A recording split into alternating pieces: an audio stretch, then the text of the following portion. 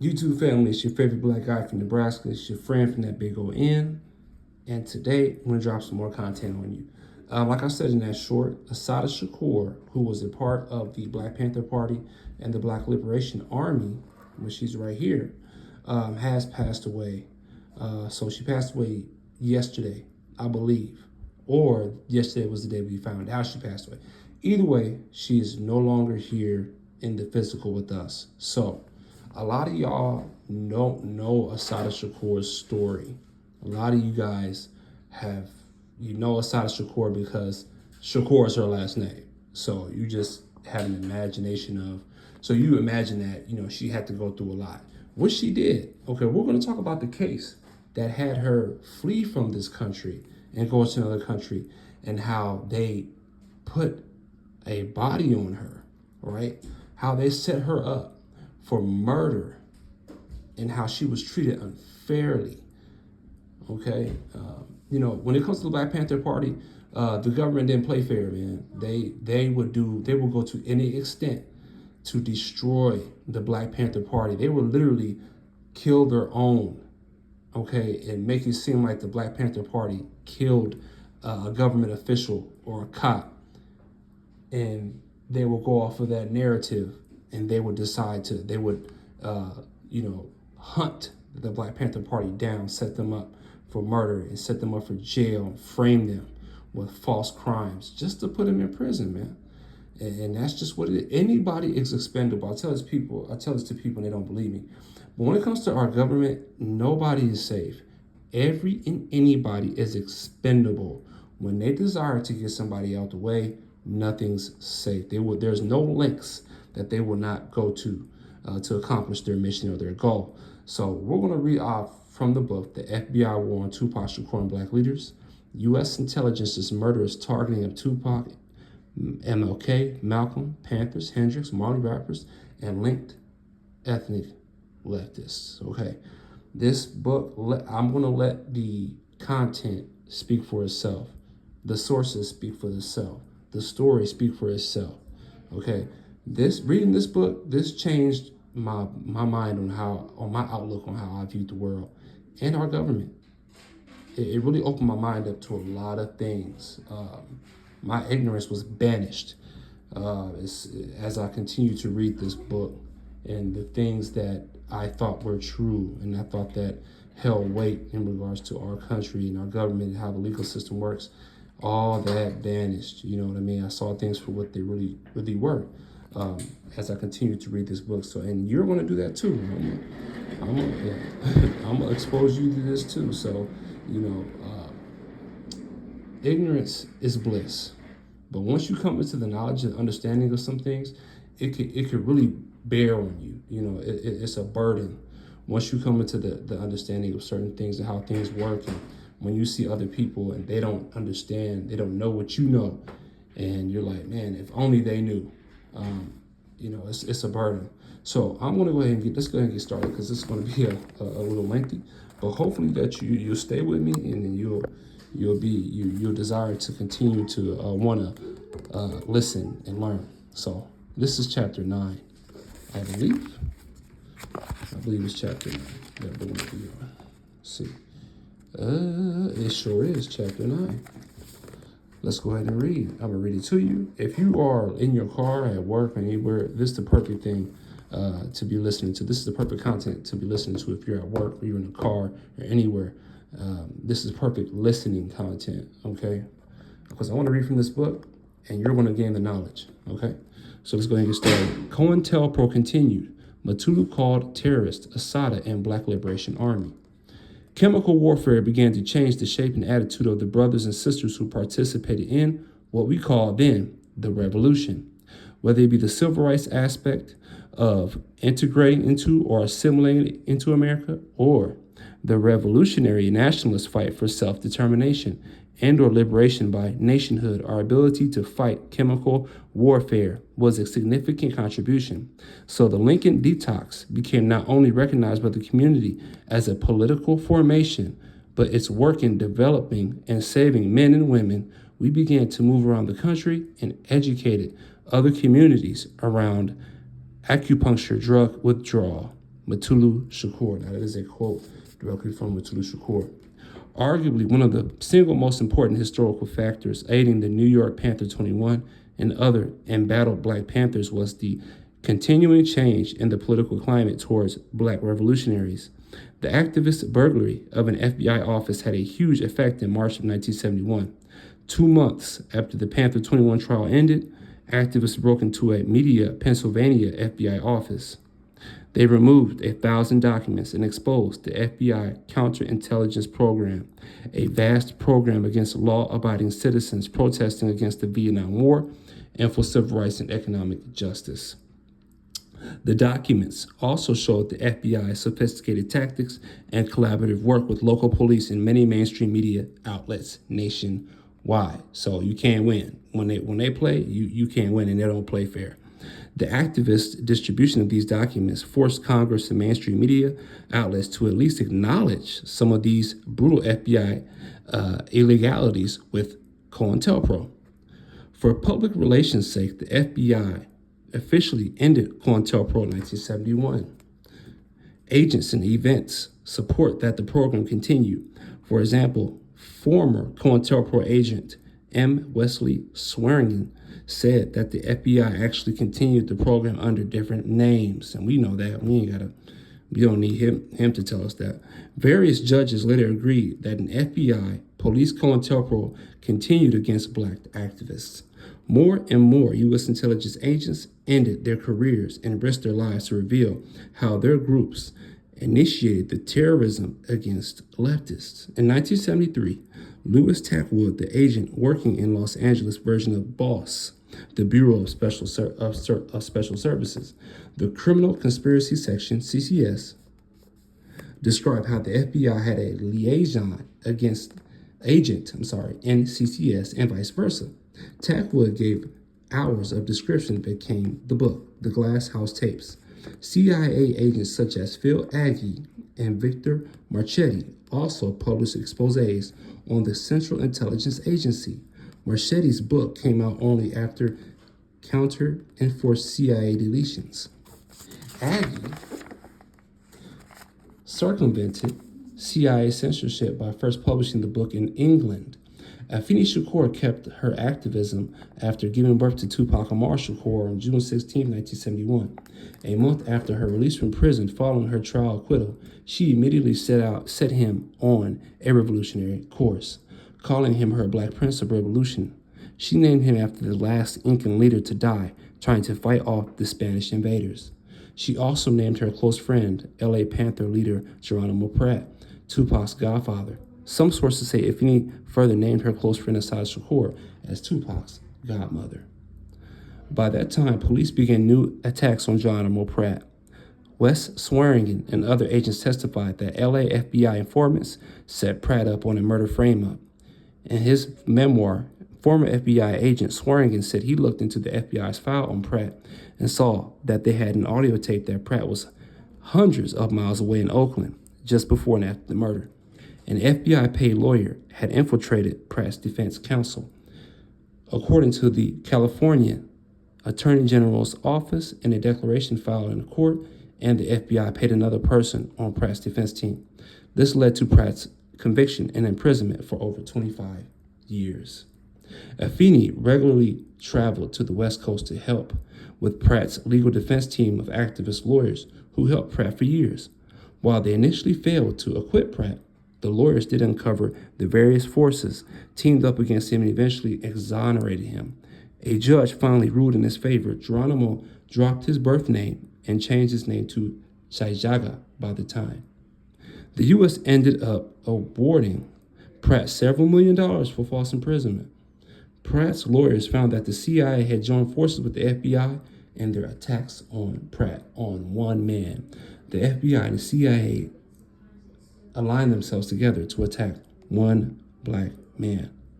New York Times journalist Seymour Hersh found that the CIA went against its charter to not work against Americans inside U.S. borders by spying on many American leftists inside the United States.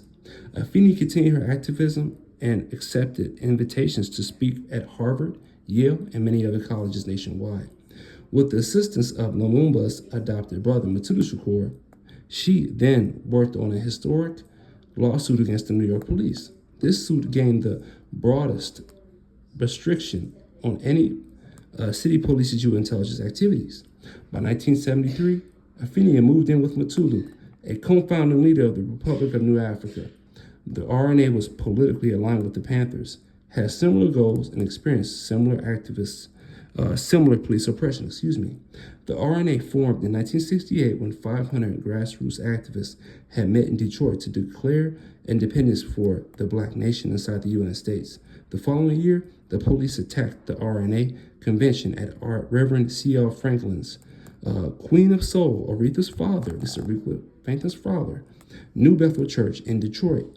Police fired 800 rounds in the church and then held 150 people incomminado before a judge set up court in the police station and got most of them released. So they fired all these shots, 800 rounds, into a church. This is the things that our government has done to destroy the idea of people who wanted to set themselves free. Lumumba and Matulu Shakur's brother, New York Panther Zayad Shakur, started a new militant self-defense group. Zayad, who had gone underground after having his life threatened, trying to mend the East-West Panther rift, worked with Panther Sekou Odinga to form the Black Liberation Army. Now, Sekou Odinga is what's the name's father? The tall, fair-skinned brother, Tupac's brother, Yafu. That's his father. This is his father. The BLA reportedly protected activist leaders from armed police and assaults by regularly positioning snipers in various rooftop locations. Now, the way that these police and the government reacted, none of these brothers were going out of their way to want to target the government. The government went out of their way to target these brothers, and all they wanted was to set themselves up to be able to control their own destiny. Okay? That's all. All because these people wanted to be free within the United States of America, free from oppression. And they fired 800 shots into the church, all based on they do not want people controlling their own destiny. Afeni and Zayad's close New York City Panther friend, Assata Shakur, now we're going to talk about Assata, here we go, had quit the Panthers because of the East-West feud. The respect Assata attained amongst other Panthers due to her vast political knowledge and speaking abilities led to continued targeting despite her exit from the group. She continued finding white detectives following her around her Harlem neighborhood. One day in 1970, she saw her picture on the front page of the Daily News saying police wanted her for questioning regarding a cop's murder. In fear, she joined her close friend Zayad in his underground hiding. Tupac knew Assata as his aunt. The FBI started a propaganda campaign, and this is what they would do as well. One of their many tricks that they pull out of their bags. The FBI started a propaganda campaign against Assata Shakur, calling her the revolutionary mother hen of the Black Liberation Army. Now, she may not have been that, but it doesn't matter. It's what they present. They accused the Black Liberation Army of murdering a number of New York police city officers. Most of these accusations came with little evidence and few valid convictions. Little evidence. The FBI conducted a nationwide manhunt for Assata in 1972. Posters with her face appeared on police precincts and banks that cited her involvement in serious criminal activities. Putting her on the FBI's most wanted list, and to all levels of police, she became a shoot-to-kill target. Now, with little to no evidence, they did all this. In May of 1973, New Jersey police pulled over Zayad and Assata Shakur's car. Police fatally shot Zayad. They shot him. Whether he had a gun or not, he was shoot to kill. While wounding Assata and former Panther 21 member Sundiata Akoli. Shots from one of the three killed, a police officer. Assata said that the police proceeded to beat her at the scene and torture her in a hospital. She said that, now this is America, y'all. She said that in the hospital she was only saved from more torture when a white nurse intervened. But she said prison officials used torturous tactics on her thereafter. New Jersey police charged Assata with killing the police officer. The case didn't reach trial for 4 years because prosecutors brought Assata to trial 6 times for alleged involvement in a half dozen other major criminal actions spanning from 1971 to 1973. See, they want to fatten the goose so that when this other trial comes, they would have had all this other stuff they're assuming that she's involved in, and she will get convicted just off the bat. They failed to gain a conviction of any of those hearings. Now, it's important. They failed to gain a conviction at any of those hearings. By 1976, Assata's lead trial lawyer, Stanley Cohen, reported several breakthroughs in her case and was found dead from a physical attack soon after with all papers stolen. So Assata Shakur's lawyer, who was pretty much about to get her off, was found dead. That's what they would do, the FBI too. They kill your lawyer. If they know that you're about to be found innocent, they kill your lawyer. At the trial, Assata's other lawyers presented tests and medical experts to prove her innocence in court. For example, Assata's fingers tested negative. Check this out. Tested negative for gun residue when police conducted it. That test and doctor's findings supported that police shot Assata while she was in a seated position with her hands raised, that the bullet immediately severed a median nerve that wouldn't have allowed her to pull a gun trigger. Wow. So she was shot off the rip. And there's no way that she could have killed somebody because the police shot her, severed a nerve that would have not allowed her to pull a trigger. Nonetheless, prosecutors won a conviction against her for killing the police officer during that 73 stop. So that she got the conviction. They got the conviction, but all evidence showed that she couldn't have done it. Mutulu Shakur's lifelong activism put him under constant FBI surveillance. His work with the Revolutionary Action Movement and leadership of the Republic of New Africa likely brought on this surveillance. Mutulu's FBI file revealed that agents' reports on him were delivered to the FBI director every 3 months since he was 19 years old. Wow. Mutulu Shakur also confounded and directed the National Task Force for COINTELPRO Litigation and Research. Afeni Shakur worked with Mutulu on his COINTELPRO litigation and research activities, the success of which was supposed to stop the counterintelligence program, COINTELPRO. While traveling to Los Angeles to aid in Geronimo Pratt's defense, Afeni also advocated for the Panther perspective as she worked on a historic New York lawsuit brought on by a wide array of anti-war activists, such as Abby Hoffman. Similar to a lawsuit taking place in Chicago after Fred Hampton's murder, the New York lawsuit accused the New York Police Department of violating the legal rights of New York activists with everything from illegal spying to perpetuating violence against activists. After close to a decade, a judge agreed with most of the lawsuit's charges, and the suit's lead lawyer, Barbara Hanshu, helped the group gain the most restrictions on police intelligence of any city nationwide.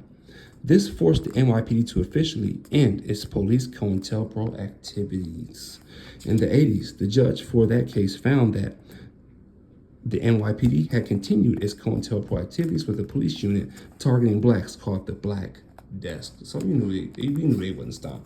You knew these monsters wouldn't stop. Mutulu Shakur made his living by using a Canadian degree in acupuncture to successfully combat the heroin epidemic. So Mutulu Shakur decided to use a Canadian degree because he saw that his neighborhood was being ravaged by heroin. And he said, I'm going to do something about it. And I'm going to open up an acupuncture shop. The CIA and the military used this epidemic by trafficking heroin out of the Vietnam area during the war and beyond. Mutulu helped direct the Bronx's Lincoln detox, where he and other activists also politically educated clients. These activists were linked to Black nationalism, the Latino community's young lords, and white SDS underground. They said that they were fighting the chemical warfare being waged on their communities. Despite its reported success, New York City defunded Lincoln Detox. Of course they would. That's not a part of the overall plan. Mutulu continued his work anyway, founding a national acupuncture group. He was invited to China to further his work with acupuncture. The Zimbabwe African National Union also invited Mutulu to visit their country in 1980 because of his continued political leadership. The FBI said Mutulu founded the Revolutionary Armed Task Force, a rainbow coalition of activists from the BLA and Weather Underground, as well as an Italian revolutionary and the Young Lords.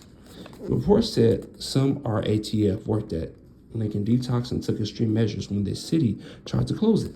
The government charged the group with robbing banks to support Lincoln Detox when the city barred its funding. So they said, hey, you want to keep it open? Okay, well, we're going to go ahead and frame this robbery on you. The FBI also accused RATF.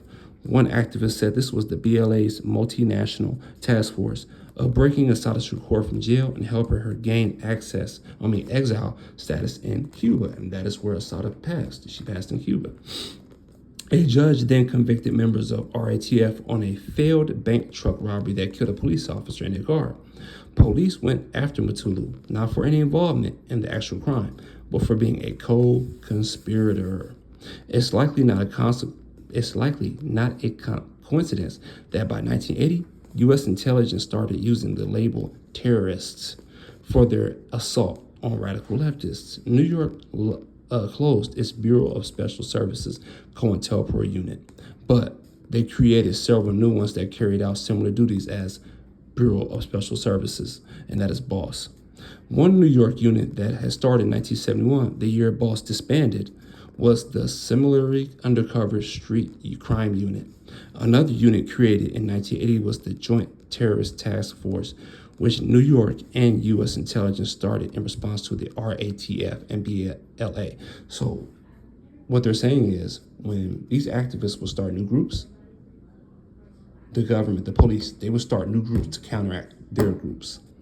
California has started a similar ad hoc unit out of Los Angeles. The FBI utilized these task forces as more openly formed amalgams of national, state, and city police agent units that were formally run covertly, echoing the more universal erosion of constitutional rights to come after 9/11. California and New York labeled Mutulu Shakur and other activist terrorists to justify the joint work against them that violated their constitutional rights. Listen. You got to listen to this. You know, I've read this book many times, and each time I read it, my mind gets blown and my heart gets tugged. Because you have a group of people who just want to do right, who want to help themselves, and you have a whole government that's using all of its resources to oppose these people who desire to help themselves get out of the situation that they're in. And they don't only want to help themselves, they want to help other groups of people that don't look like them. And the government is saying, no, we're not having that. And we'll do anything we need to do to counteract that. So, yo, if you want this book is amazing. That's just one chapter. The FBI War on Tupac Shakur and Black Leaders by John Potash. This book is beat up because I've read it 1,000 times, and I always refer to it when I'm making content.